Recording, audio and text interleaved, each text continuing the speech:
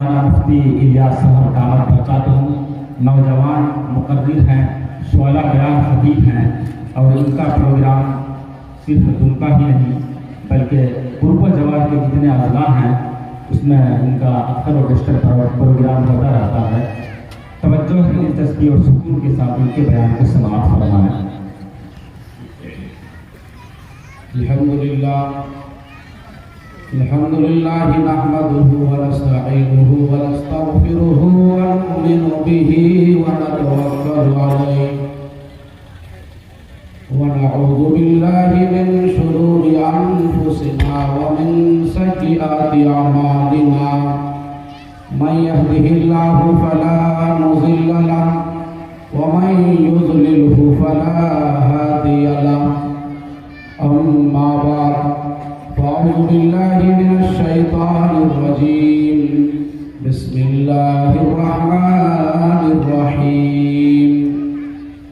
قل هل يستوي الذين يعلمون والذين لا يعلمون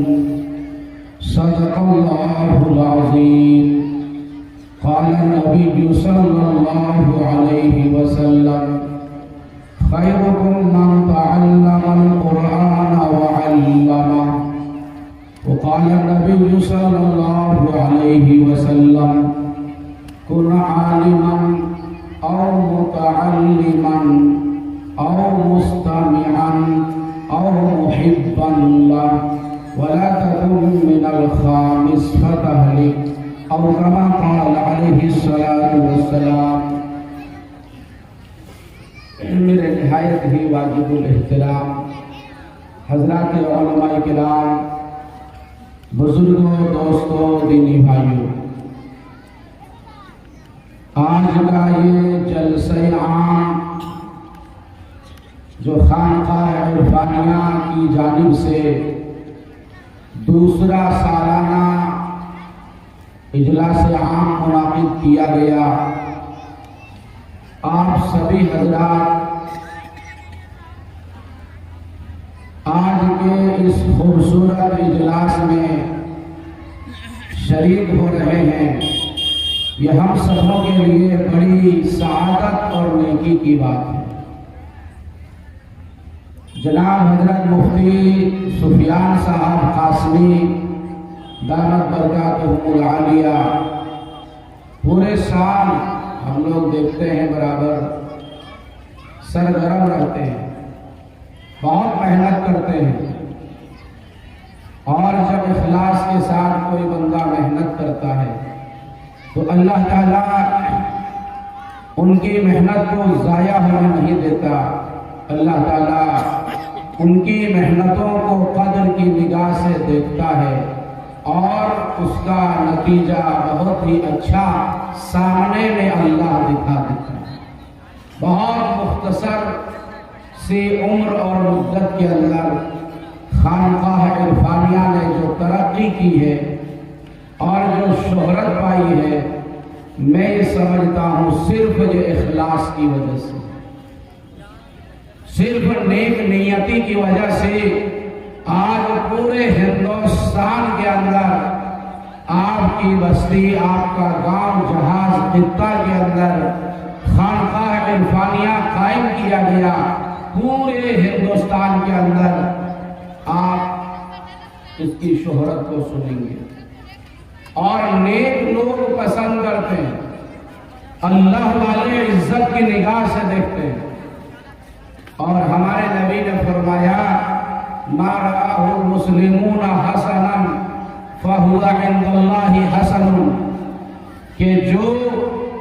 نیک لوگ جس کو پسند کرتے ہیں، جن سے محبت کرتے ہیں، عزت کی نگاہ سے دیکھتے ہیں، خیر کی نگاہ سے دیکھتے ہیں، تو اللہ تعالیٰ بھی اس چیز کو پسند فرماتے ہیں۔ اللہ تبارک و تعالیٰ بھی ان کے اس عمل کو قبول فرماتا ہے۔ اس لیے میرے دوستو، میں آج تقریر اور خطابت کے ارادے سے نہ تو حاضر ہوا ہوں اور نہ ہی میں آج اس نیت کے ساتھ میں یہاں بیٹھا ہوا ہوں، بلکہ حضرت اقدس علامہ پیر طریقت حضرت مولانا عرفان صاحب مظاہری دعوت برکاتہم العالیہ، اللہ تعالی حضرت کے سائے کو ہمارے سروں پر تادیر قائم رکھے، آمین۔ بہت بڑی ہستی ہے، میں نے بہت قریب سے حضرت کی زندگی کو کاٹھی کنڈ کے دمکا کے علاقے میں نے دیکھا ہے۔ دنیا کو ٹھوکر مار دی ہے، دنیا کو لات مار دیا ہے، اور نبی نے فرمایا من کان للہ کان اللہ لہ، جو اللہ کا ہو جاتا ہے سب کچھ چھوڑ کر کے تو پھر اللہ اس کا ہو جاتا ہے۔ اس حدیث کے حقیقی مصداق پیر طریقت حضرت علامہ مولانا عرفان صاحب مظاہری دعوت برکاتہم العالیہ کی ذات اقدس ہے۔ بہت سارے مواقع ملے لیکن صرف اللہ کے ذکر سے ان کو محبت ہے، خود بھی ذکر کرتے ہیں اور دوسروں کو بھی ذکر کی عادت ڈالتے ہیں، اور اسی نیت سے ہماری حاضری ہوئی ہے۔ ہم کئی ساتھی مل کر کے آئے ہیں اور ذکر کی مجلس میں ہم شامل رہے، حضرت سے ملاقات ہوئی، گفتگو ہوئی، اور بہت ہی اچھی باتیں حضرت نے کچھ نصیحت کے طور پر ہمیں بتائی ہیں۔ ہم تو سیکھنے کے لیے آئے ہیں، آپ کو ہم کیا سکھائیں گے، لیکن دوستوں اور ساتھیوں، ہمیں اور آپ کو یہ بات سمجھنی چاہیے کہ اللہ تبارک و تعالی نے ان علماء ربانیین کو ہمارے درمیان میں موجود باقی رکھا ہے، یہ اللہ کا کرم ہے۔ اب دنیا میں نبی اور رسول آنے والے نہیں ہیں، یہ علماء کرام انبیاء کے وارث ہیں، نبی کی بات بتاتے ہیں، نبی کا جو مشن تھا، رسول کا جو کام تھا، علماء کرام آج جو ان کاموں کو انجام دے رہے ہیں۔ قرآن کریم کے اندر اللہ تبارک و تعالی نے نبوت کا جو مشن بتایا ہے، نبی کا جو کام بتایا ہے، ان میں سے ایک کام یہ ہے هو الذی بعث فی الامیین رسولا منہم یتلو علیہم آیاتہ۔ اللہ وہ ذات ہے، اے لوگوں اس ذات عالی نے تمہارے درمیان ایک امی نبی بھیجا، کسی انسان سے علم حاصل نہیں کیا، اللہ تبارک و تعالی نے علوم کا خزانہ عطا فرمایا، حضرت جبرائیل علیہ السلام کے ذریعے سے۔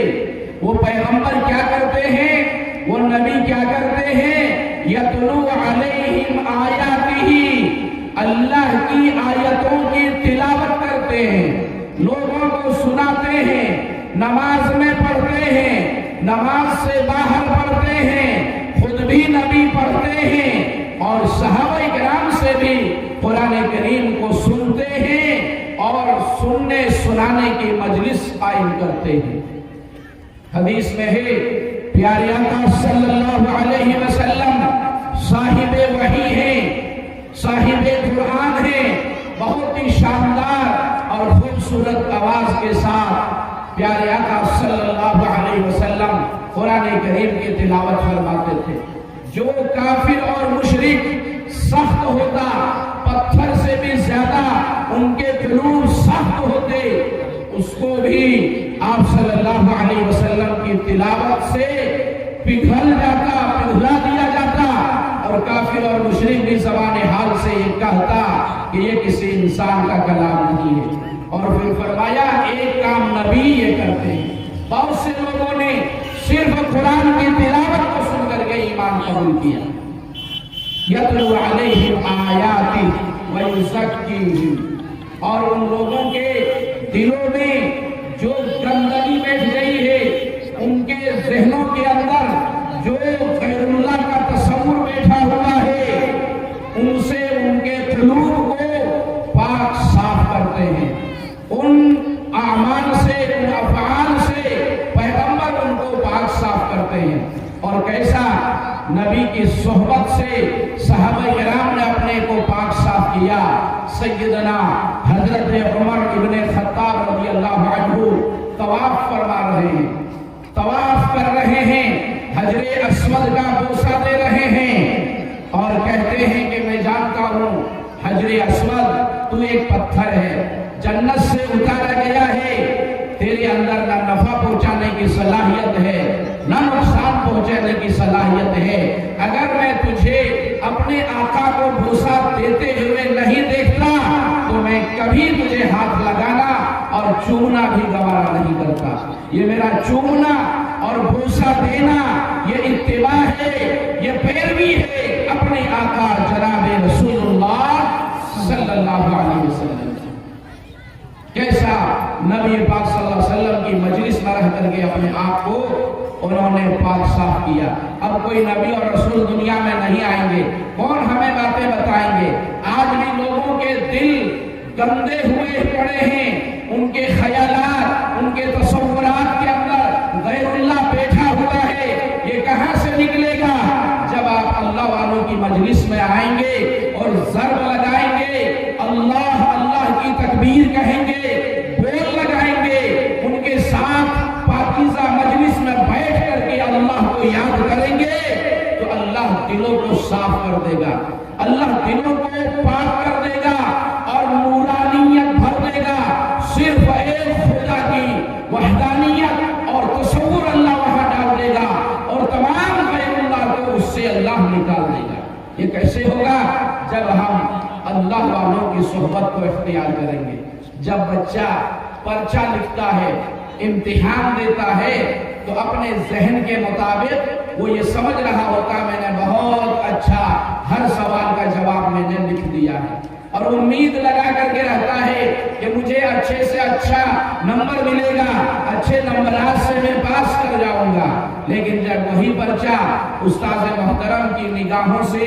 گزرتا ہے اور جب استاد محترم جانچ کرتا ہے، دیکھتے ہیں، تو پھر اپنے حساب سے نمبر بٹھاتا ہے اور اپنے خیال سے جو لکھا تھا اس میں سے بہت سی جگہوں پر کاٹ دیتا ہے۔ ہم اور آپ اپنے حساب سے عبادت کرتے ہیں اور سمجھتے ہیں ہم بہت نیک ہیں، بہت پاک ہیں، بہت اچھے ہیں، لیکن اس اچھائی اور نیکی کا ہمیں پتہ تب چلے گا جب ہم اللہ والوں کی مجلس میں حاضری لگائیں گے، اللہ والوں سے ہم تعلق قائم کریں گے۔ مسلمانوں، آپ خوش نصیب ہیں کہ آپ کی بستی اور گاؤں میں اللہ تعالیٰ نے اتنی بڑی شخصیت کا سایہ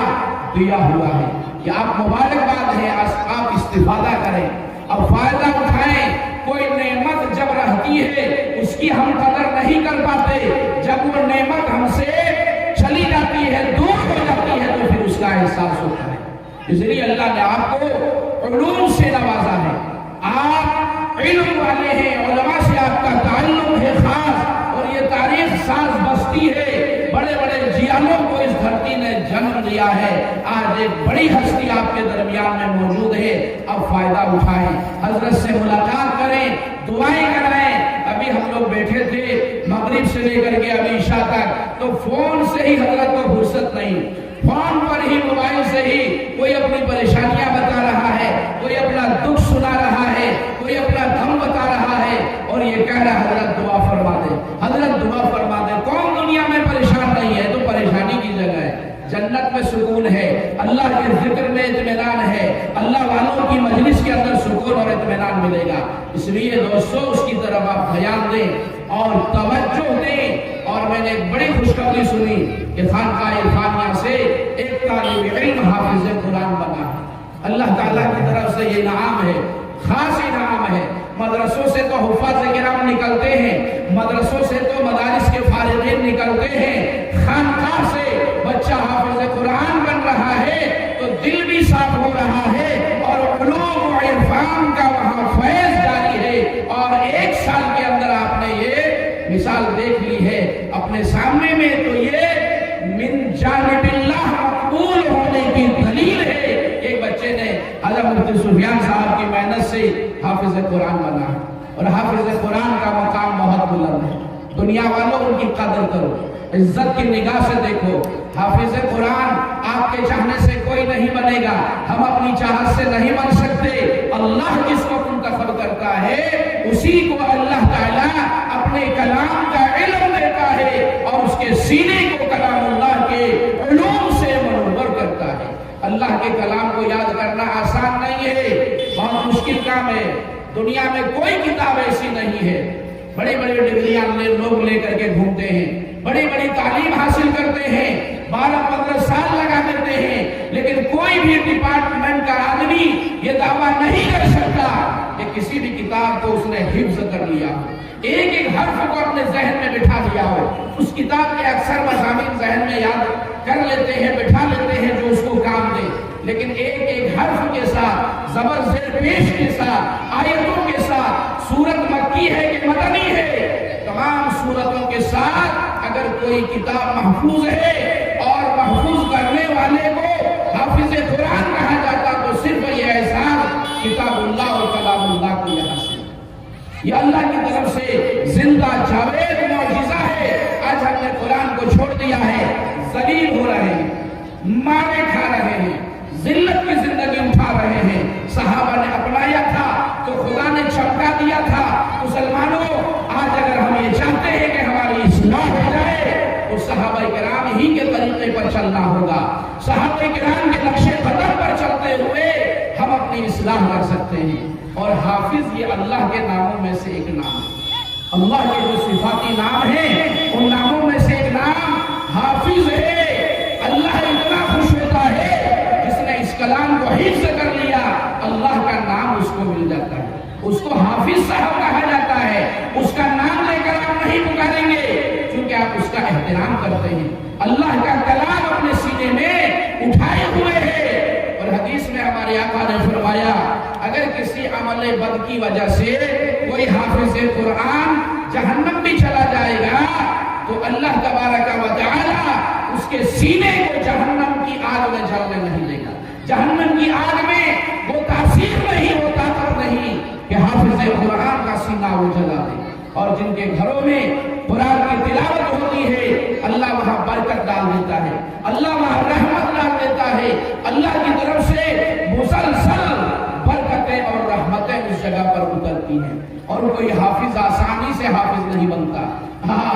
ہم اور آپ 4 بجے رات میں میٹھی نیند سو رہے ہوتے ہیں، تہجد کا وقت ہوتا ہے، وہ بچہ جاگ جاتا ہے، اس کے استاد اس کو اٹھا دیتے ہیں، وہ رٹنا شروع کرتا ہے، نیند آ رہی ہے، لیکن سب چیزوں کو قربان کرتے ہوئے قرآن پڑھتا ہے، کلام پڑھتا ہے، ایک ایک آیتوں کو ذہن اور دماغ میں بٹھاتا ہے۔ فجر کی اذان ہوتی ہے، جماعت کے ساتھ نماز ادا کرتا ہے، فجر کے بعد سبق سنا دیتا ہے، تھوڑی دیر چھٹی ملتی ہے، ناشتہ کر لیتا ہے، بہت اعلی درجے کا ناشتہ نہیں ملتا، آپ اپنے گھر میں پراٹھے کھا سکتے ہیں، حلوہ کھا سکتے ہیں، اچھے سے اچھا کھانا بنا کر کھا سکتے ہیں۔ بیچارہ طالب عزیز کو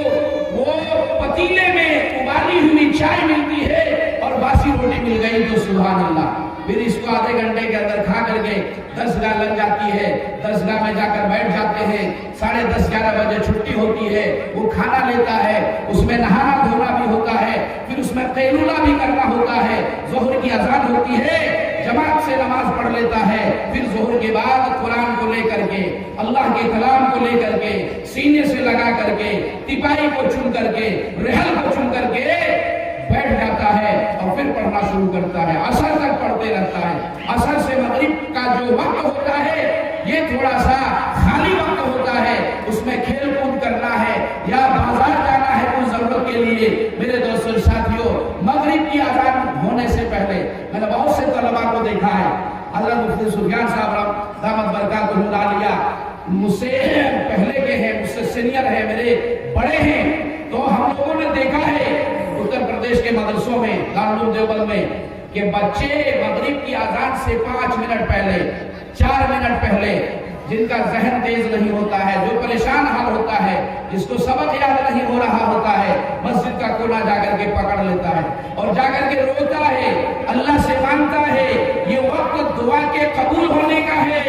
رمضان کا مہینہ آ رہا ہے، مسلمانوں، افطاری سے پہلے آپ دعا مانگتے ہو کہ اللہ میری دعا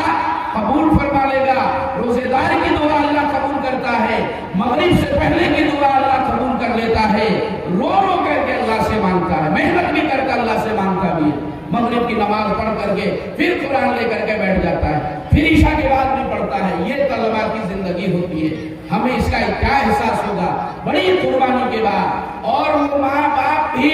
مبارکباد کے مستحق ہیں جو اپنے لخت جگر کو کسی دنیاوی کام میں نہ ڈال کر کے اس کو حافظ قرآن بنایا۔ اس لیے نبی نے فرمایا کہ حافظ قرآن کے والدین کو قیامت میں بلایا جائے گا اور ایسا تاج پہنایا جائے گا کہ سورج سے بھی زیادہ اس کی روشنی تیز ہوگی۔ لوگ پوچھیں گے یہ کون لوگ ہیں؟ یہ نبی نہیں، یہ شہید نہیں، یہ کوئی اور نہیں، کہیں گے یہ حفاظ کرام کے والدین ہیں، انہوں نے اپنے بچوں کو دنیا میں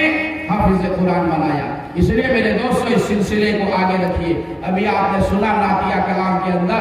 10 ایسے آدمی کو جن کے لیے جہنم کا فیصلہ ہو چکا ہے۔ فیصلہ کون ٹلوائے گا؟ فیصلہ کون تبدیل کرا سکتا ہے؟ جو ایک بار آ گیا اور دنیا کا فیصلہ نہیں، دنیا کے ججوں کا فیصلہ نہیں، پوری کائنات کا جو خالق اور مالک ہے اس رب کا یہ فیصلہ ہے کہ یہ لوگ جہنم میں جائیں گے۔ وہ حافظ قرآن اللہ کے دربار میں سفارش کرے گا، اللہ ان کی سفارش کو قبول فرمائیں گے اور ان 10 آدمیوں کو جن کے لیے جہنم واجب ہو چکی تھی، حافظ قرآن کی برکت سے ان کو جنت میں جانا نصیب ہوگا۔ اس لیے دنیا والوں ان کو حقارت کی نگاہ سے نہ دیکھو، ان کو ذلت کی نگاہ سے نہ دیکھو، ان کے سینوں میں علوم نبوت ہے، علوم دینیہ ہے، آپ اس کی قدر کریں۔ میں نے ایک حدیث پڑھی تھی آپ حضرات کے سامنے، ہمارے اور آپ کے پیارے آقا جناب رسول اللہ صلی اللہ علیہ وسلم ارشاد فرماتے ہیں لوگوں 4 میں سے کوئی ایک بن کر کے زندگی گزارنا، 4 میں سے کوئی ایک بن جانا اور زندگی گزارنا۔ کن عالمن، اللہ نے موقع دیا ہے تو عالم دین بنو، اس لیے کہ عالم دین کا مقام اور مرتبہ بلند ہے، انبیاء کے وارث ہیں، انبیاء کے وارث ہیں، نائب رسول ہیں۔ پیارے نبی نے فرمایا علماء یہ انبیاء کے وارث ہیں،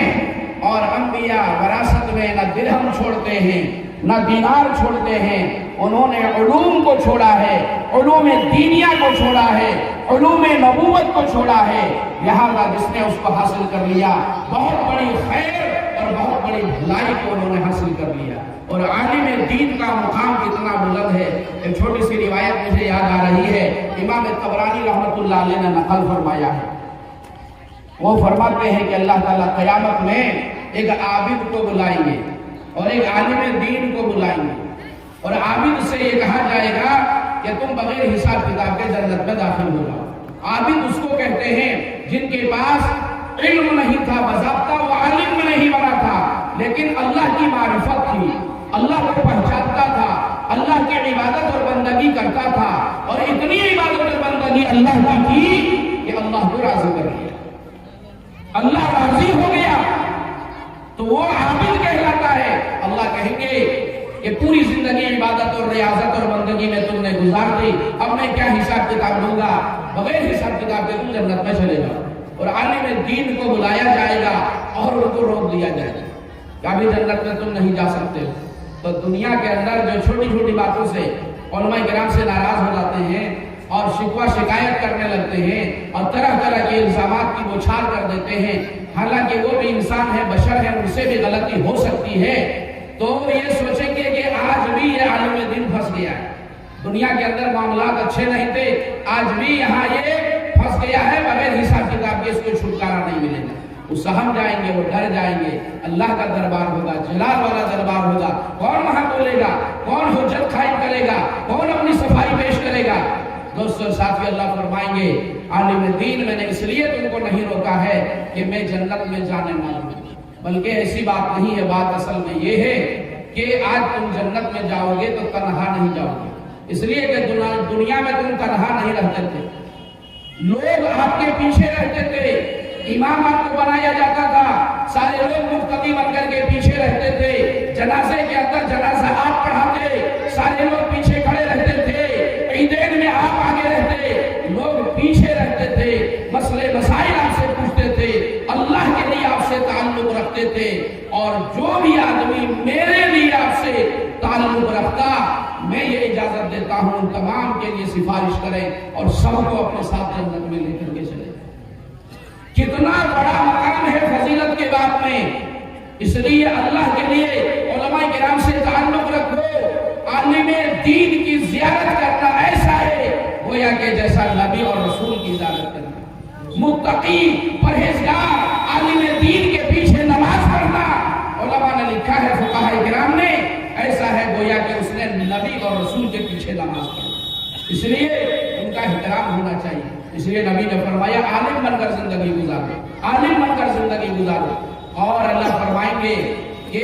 میں نے اس لیے نہیں روکا تھا کہ میں تمہیں عذاب دوں، اگر عذاب دینا ہوتا تو اپنا علم کبھی عطا نہیں کرتا۔ جب میں نے علم دینے کا فیصلہ کیا اسی وقت میں نے یہ فیصلہ کیا کہ میں اس کو عذاب نہیں دوں۔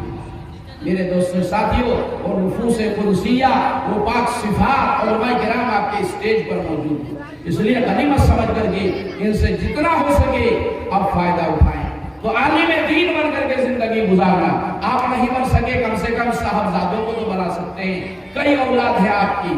تو کم از کم آپ طے کریں کہ ایک اولاد کو حافظ بنائیں گے، عالم دین بنائیں گے۔ کتنا خوش نصیب ماں باپ وہ ہے کہ جس کا جنازہ اس کا قابل بیٹا پڑھائے،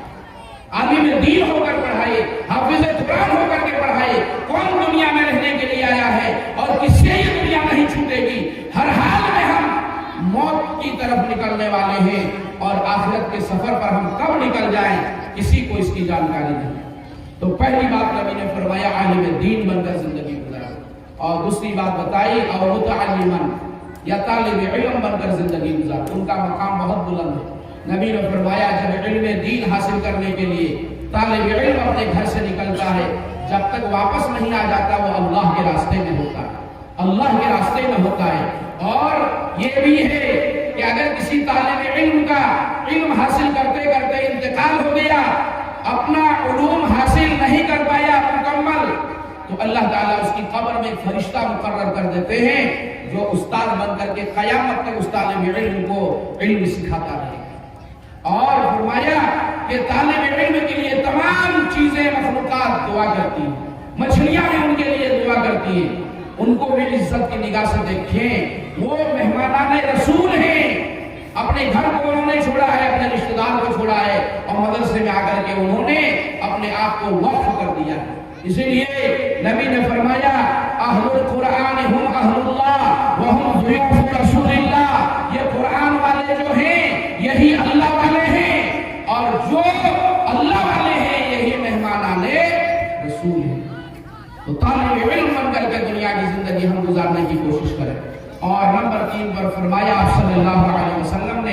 او مستمعا، اگر عالم بھی نہیں بن سکے،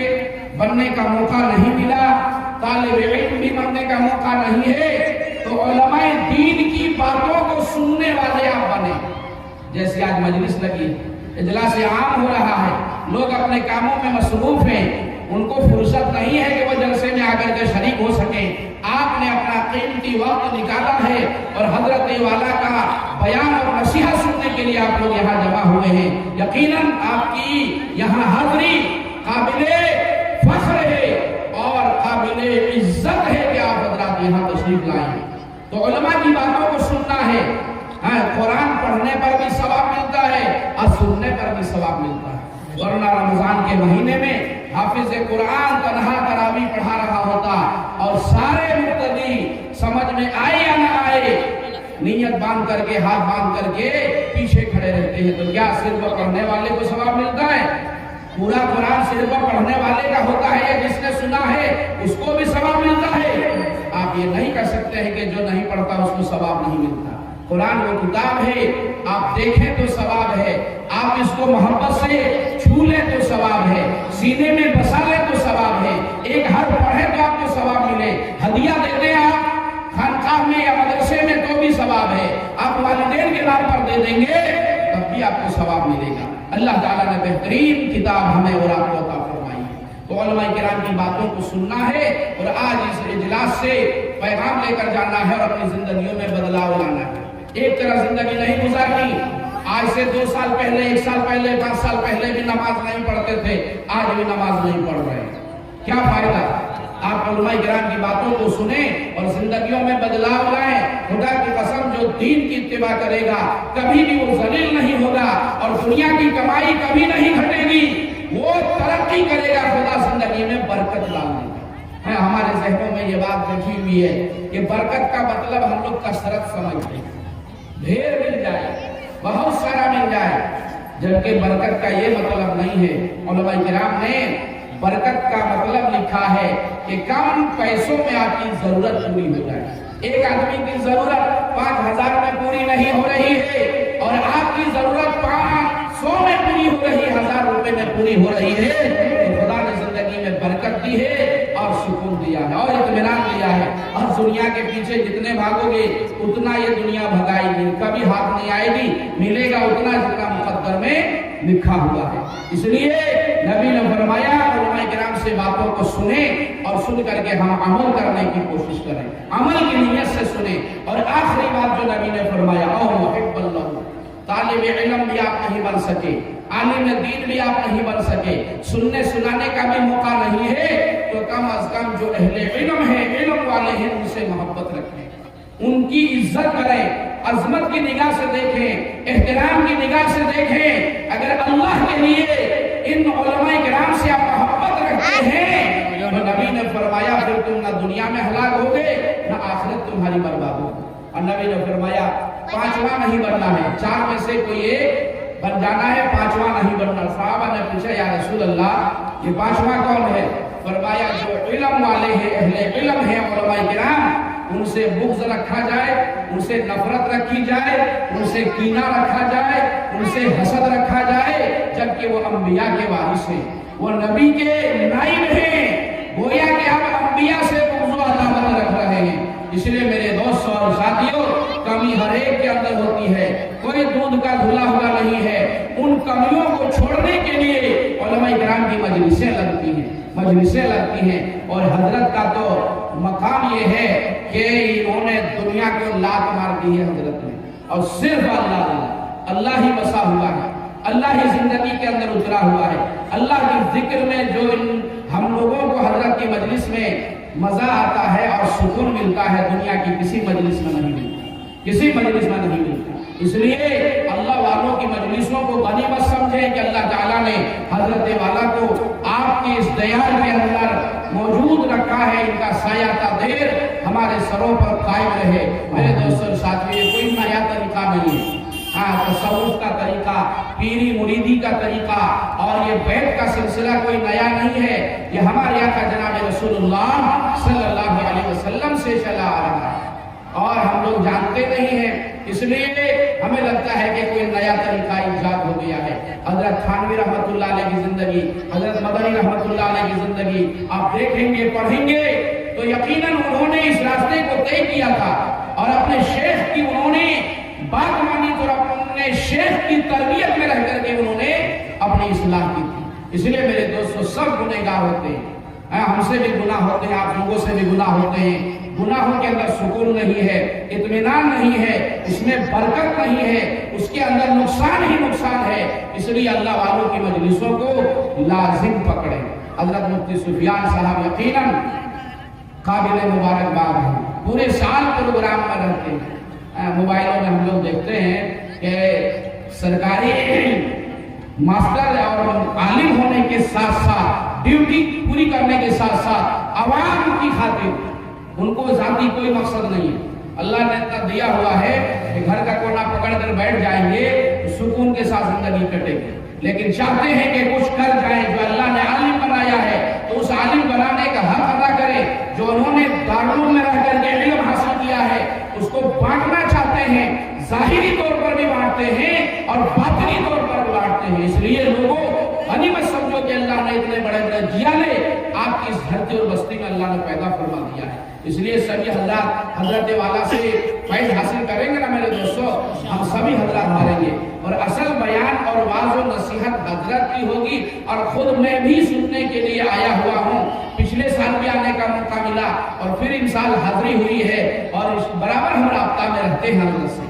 کوئی ہم کو پریشانی ہوتی ہے اور مجھے کون اچھا مشورہ دے سکتا ہے تو حضرت ہی کے پاس دل یہ کہتا ہے کہ حضرت ہی کو فون لگایا جائے اور وہیں سے سکون والا جواب آئے گا اور جواب ملتا ہے، یقیناً دل بھی خوش ہوتا ہے، پھر اس پر کام کرتے ہیں، اللہ برکت کی برکت ڈال دیتا ہے۔ اللہ تعالیٰ سے دعا کرتے ہیں کہ اللہ تعالیٰ ہم سبوں کی حاضری کو قبول فرمائے۔ اس لیے لمبی چوڑی گفتگو کرنے کا موقع نہیں ہے اور میرا ارادہ بھی نہیں ہے، انہی